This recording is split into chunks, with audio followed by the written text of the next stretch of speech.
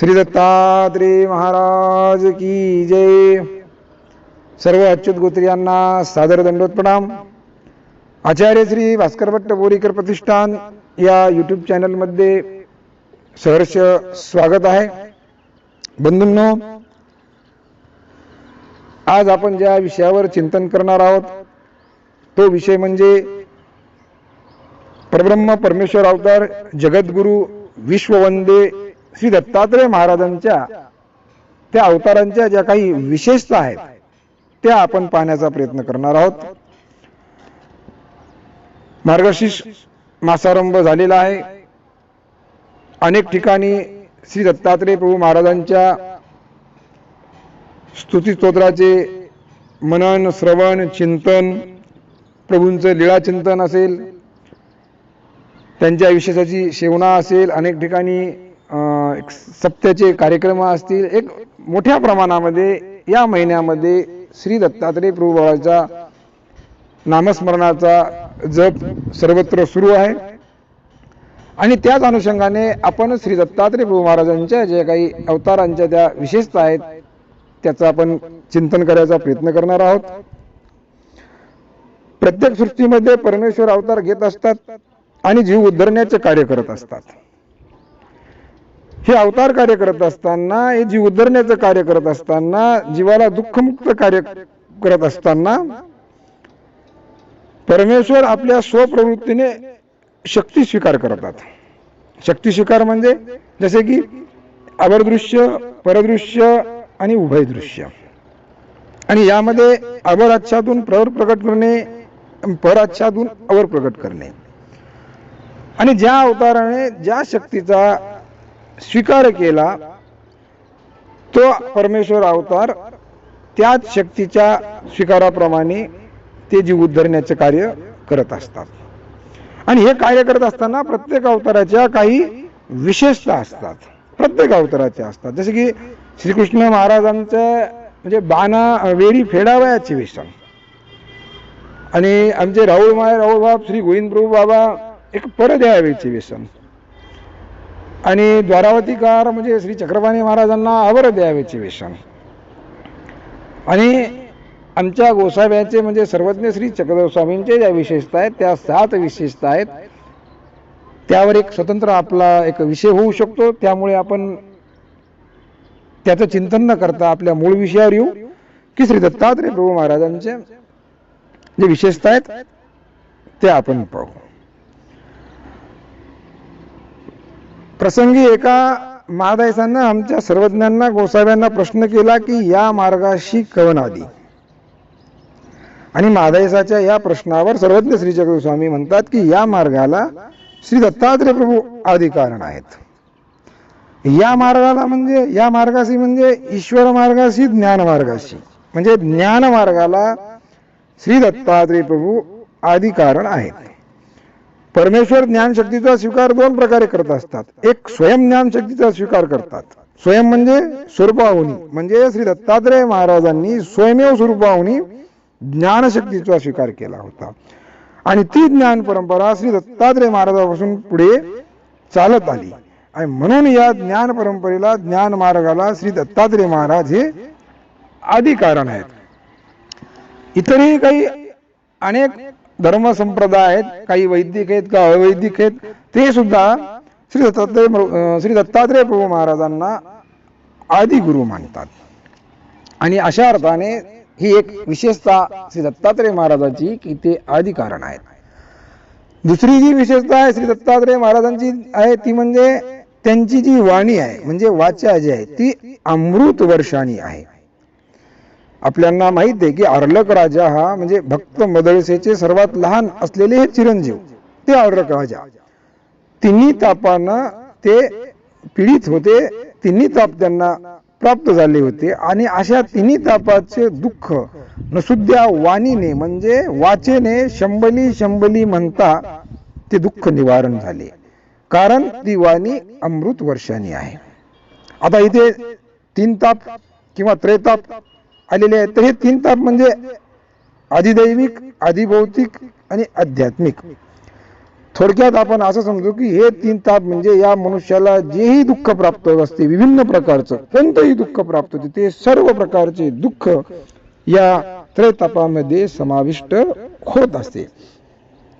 आणि अर्लक राजाला हे दुःख प्राप्त झाले होते आणि ते श्री दत्तात्रय महाराजांनी त्यांच्या अमृतवर्षिणी वाणीने म्हणजे शंभली शंभली म्हणतात त्यांच्या त्रैतापाच्या दुःखाचे निवारण झाले.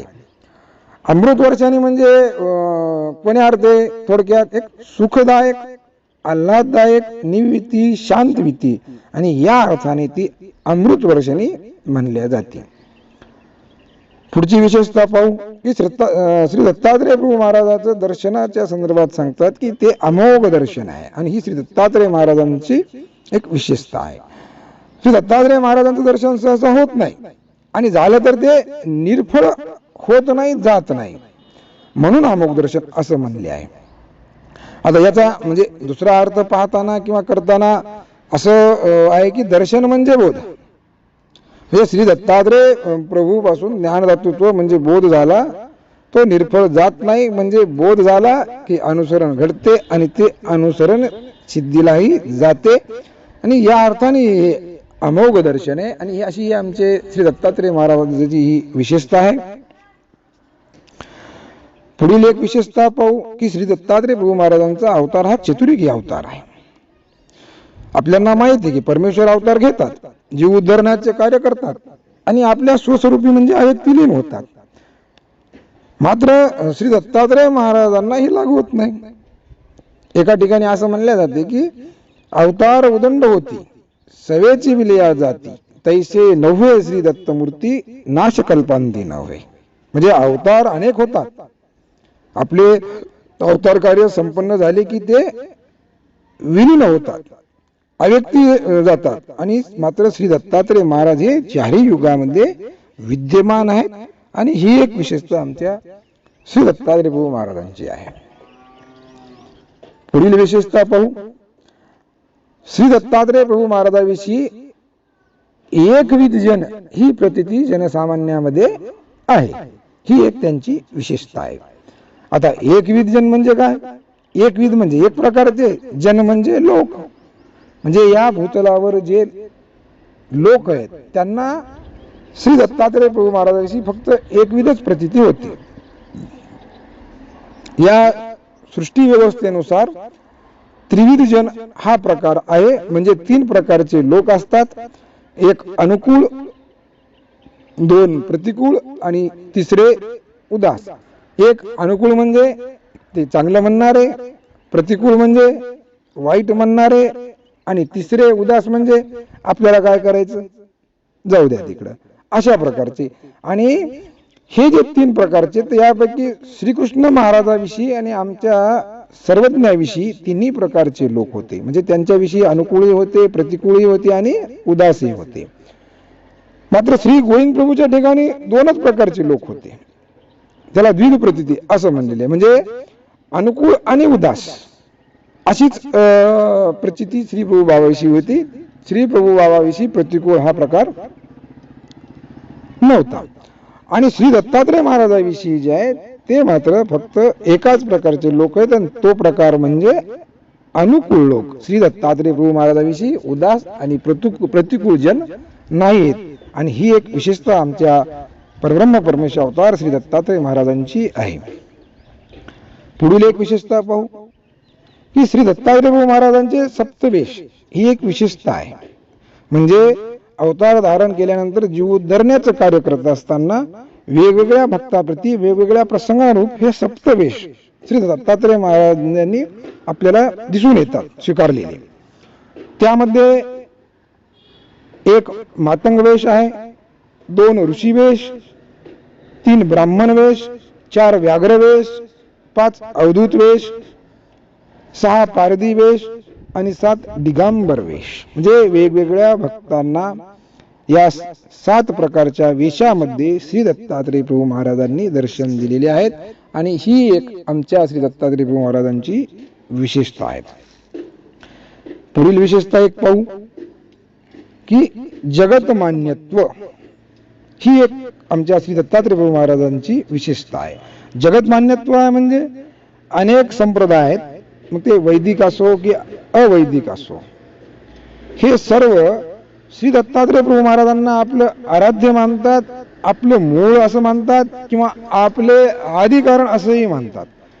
आणि म्हणून तर श्री दत्तात्रय प्रभू महाराजांना असं म्हणले जाते की श्री दत्तात्रय जगद्गुरु, आणि हा सर्व जगाचा गुरु असलेला अवतार, एक आपण त्याला विश्ववंद्य असा हा अवतार.